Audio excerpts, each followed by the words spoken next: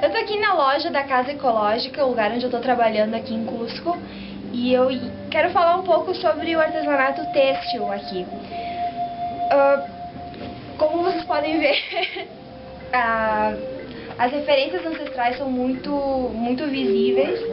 Essas técnicas, padrões e cores são usadas desde a época Inca, e todas essas técnicas foram aperfeiçoadas e passadas de geração em geração. É um trabalho que só se faz aqui, em Cusco, no Peru. Na região de Cusco se faz um trabalho especial, ou seja, cada região tem um tipo de artesanato diferente. E esse tipo de trabalho artesanal ele tem muito valor no mercado se ele for aplicado a produtos comerciais. Hoje em dia, os produtos geralmente são de muita baixa qualidade, eles são muito padronizados, eles têm pouquíssimos modelos, as cores são artificiais, ou seja, são tingidos com anilina, que é para economizar dinheiro, baixar o custo. A lã dificilmente é processada manualmente, ela geralmente já é industrial, então os artesãos vendem a lã das alpacas que eles criam a um preço baixíssimo para as indústrias processadoras de lã, e depois eles compram de volta por muito mais preço, muito mais caro, somente porque a lã já está processada. Mas a lã processada não tem tanto valor no mercado como a lã artesanal. A lã artesanal, ela usa um processo de produção completamente limpo, ecológico. Os teares, onde eles tecem esse tipo de tecido, eles são mecânicos, ou seja, eles não usam nenhum tipo de energia ou combustível. Portanto, a produção é completamente limpa, não tem praticamente resíduos. Eles utilizam praticamente toda a lã da alpaca para diferentes finalidades. Já a lã mais macia, que é a baby alpaca, eles utilizam para cachecóis ou gorros ou coisas assim, e a lã mais dura para esse tipo de trabalho. As cores naturais da alpaca são 32 cores. Atualmente, infelizmente, não se encontram as 32 facilmente porque as pessoas criam mais alpacas brancas. Isso é culpa da indústria, porque a indústria só quer comprar alpaca branca, porque assim eles podem tingir da cor que eles quiserem. E as outras alpacas tem cores que vão do preto ao cinza, todos os tons de marrom e branco. Os outros tons estão se perdendo. Essa empresa onde eu estou trabalhando, Casa Ecológica, ela é partidária do comércio justo. O comércio justo seria pagar os artesãos aquilo que eles realmente merecem pelas suas horas de trabalho. A ideia é que eles possam viver do artesanato deles. O que acontece hoje em dia é que eles precisam vender o artesanato a um preço muito baixo e eles não obtêm um retorno suficiente, logicamente, para viver. Então, obviamente, os mais jovens eles não vão ficar nas comunidades fazendo o que os seus pais faziam. Eles vão tentar vir para a cidade, vão tentar conseguir um emprego, mas isso dificilmente acontece. Eles terminam ou roubando ou terminam mendigando. Isso só acaba agravando os problemas sociais, quando no campo, pelo menos, fome eles não passavam. Pelo menos eles tinham melhores condições de vida do que na cidade. A cidade realmente é bem ruim. O antigo método de trabalho de Casa Ecológica era que os artesãos traziam os trabalhos deles para o escritório, e Casa Ecológica, eles olhavam e escolhiam os melhores, porque realmente chegam coisas que são completamente não comerciais ou não tão bem acabadas, ou enfim, não dá pra vender mesmo.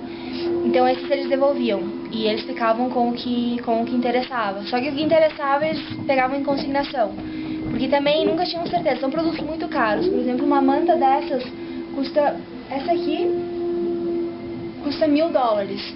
Então são produtos caríssimos. Então eles também não podiam ficar comprando toda hora, eles ficaram em consignação.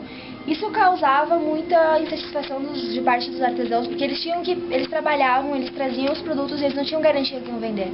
Então a Casa Ecológica ficava com alguns, pagava tempo depois, quando conseguia vender o produto, e os artesãos, os produtos restantes, eles tinham que vender por aí a um preço baixíssimo, E isso acabava também desvalorizando o trabalho de casa ecológica, porque os turistas vinham aqui, olhavam essa colcha a $1000, depois na rua eles encontravam a 500. Então, realmente não permitia que casa ecológica se posicionasse de uma forma competitiva no mercado, porque a concorrência seria muito grande. Com a questão da crise, as vendas baixaram muito, então Casa Ecológica decidiu contratar um designer. Eles queriam começar a fazer produtos um pouco mais comerciais, tentar ver se eles conseguiam exportar mais coisas, enfim.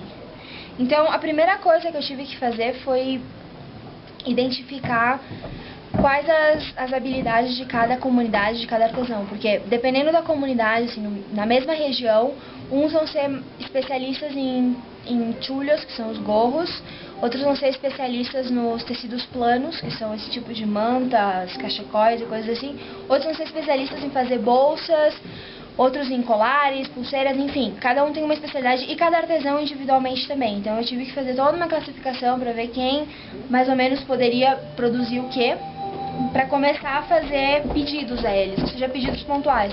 Portanto, um pedido pontual que a gente já sabe que vai ter uma aplicação num outro produto, ou esse mesmo produto pode ser comercial, então a gente já compra. Não dá mais para ficar pegando em consignação, ou seja, já não é necessário pegar em consignação.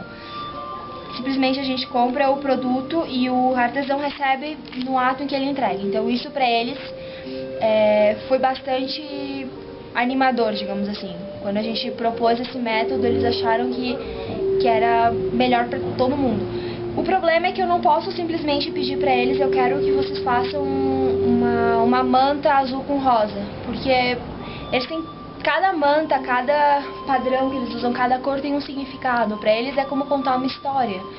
Eles vão tecer de acordo com o clima, de acordo com a colheita, de acordo com... Enfim, tem todo um significado. Então, a gente desenvolveu 2 métodos. Um método seria... 3 métodos, na verdade. Um método seria apenas pedir insumos, ou seja, eu quero produtos que eles já faziam. Uma manta assim, de tais e tais dimensões. Isso eu vou aplicar numa bolsa e quem vai fazer a bolsa vai ser uma costureira. A ideia de usar uma costureira, na verdade, barateia o custo, deixa a nossa produção bem mais ágil, porque só dependendo do trabalho artesanal, o processo produtivo é lento, não é tão exato, não dá pra manter um padrão de qualidade dos produtos, é mais difícil, não é que não dá, mas é mais difícil de alcançar isso. E também as costureiras são membros da comunidade de Cusco que também precisam de dinheiro, também precisam de trabalho. Então, de qualquer forma, a gente estaria estimulando o trabalho aqui, estariam tentando ajudar as pessoas ainda assim. Não somente as comunidades, mas as costureiras. Esse seria um dos métodos. O outro método seria tentar resgatar a iconografia inca ou pré-inca. O que acontece é que os antigos incas e pré-incas, eles tinham um cuidado extremo com todas as cores, com todos os padrões, com todas as combinações que eles faziam, e realmente o resultado eram uns têxteis assim incríveis. Isso aconteceu por acaso, na verdade, porque eu estava no escritório, veio um grupo de artesãos, eu comecei a conversar com eles e eu mostrei para eles um livro de têxteis antigos, têxteis de 3.000 anos atrás, por exemplo, que ainda conservam as cores, estão inteiros, são super bem conservados. E eu mostrei pra eles e eu fiquei surpresa com a reação deles. Eles ficaram assim: nossa, sério? Isso tem 3.000 anos? Jura? Fizeram aqui? Não, como?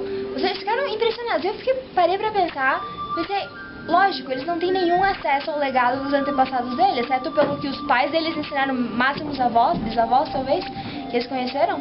Não, eles não sabem, eles não têm acesso. Os têxteis peruanos, os que estão no Peru, estão em grande maioria em Lima. Em Cusco, acho que não tem nenhum. E, logicamente, as pessoas que vivem nas comunidades, elas não vão no museu.